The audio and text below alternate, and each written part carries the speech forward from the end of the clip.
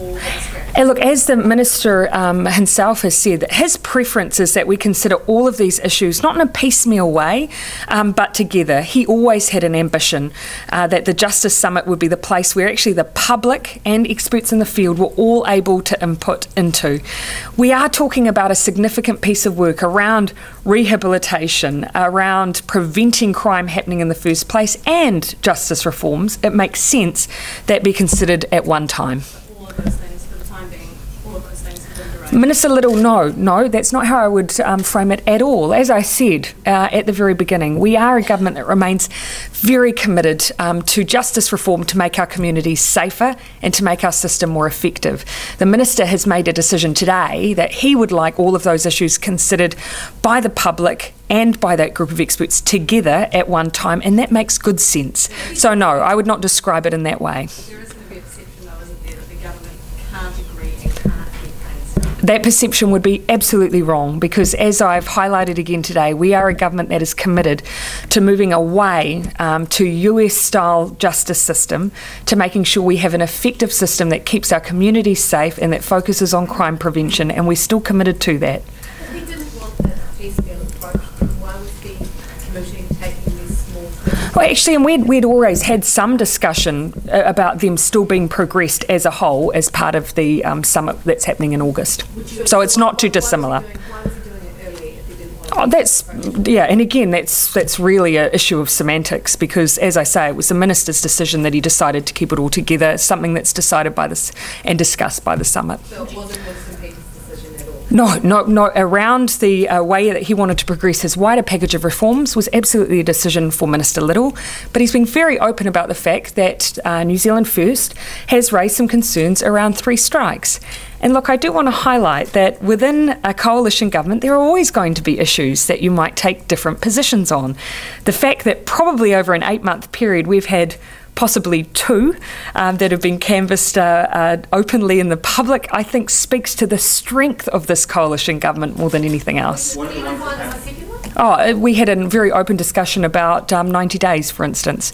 Beyond that, we have made significant decisions as a coalition government. Daily, we make decisions where there might be different perspectives and we come to a position of consensus. Again, I'm proud that as a coalition government, that is the way that we operate. Yeah, Katie.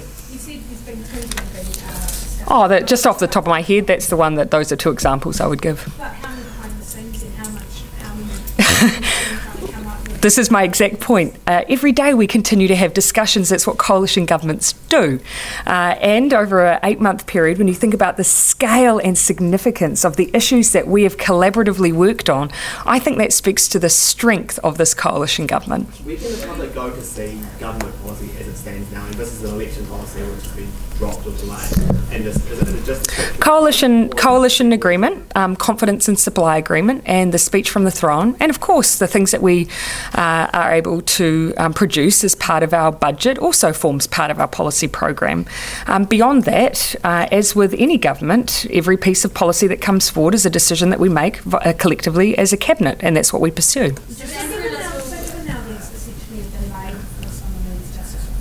It's not a delay. Well, if something's going to happen in Cabinet today, that now won't happen until next year. No, but they were all going to be pursued as part of the Justice Summit work anyway. So nothing's going to happen. So it's going to go to Cabinet and then just wait till. Yes. So Andrew did jump again. Would you expect to see any ministers?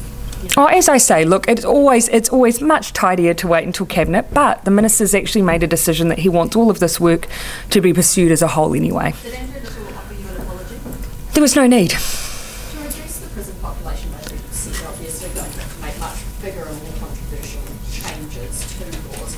How confident are you that you're going to get this? As I say, this government has reaffirmed its commitment to criminal justice reform. Have there been any discussions yet around? And that's not just around, of course, what happens in the end point of our criminal justice system. That's also about the work that we do around rehabilitation and prevention as well.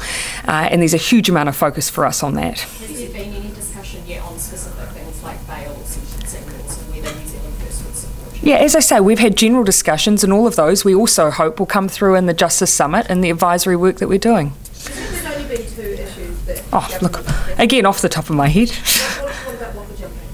Oh, that's still something that's being processed through the House. So there are not different views Again, the ones we've openly canvassed, there's no secrets there. And as a coalition government, I would expect that.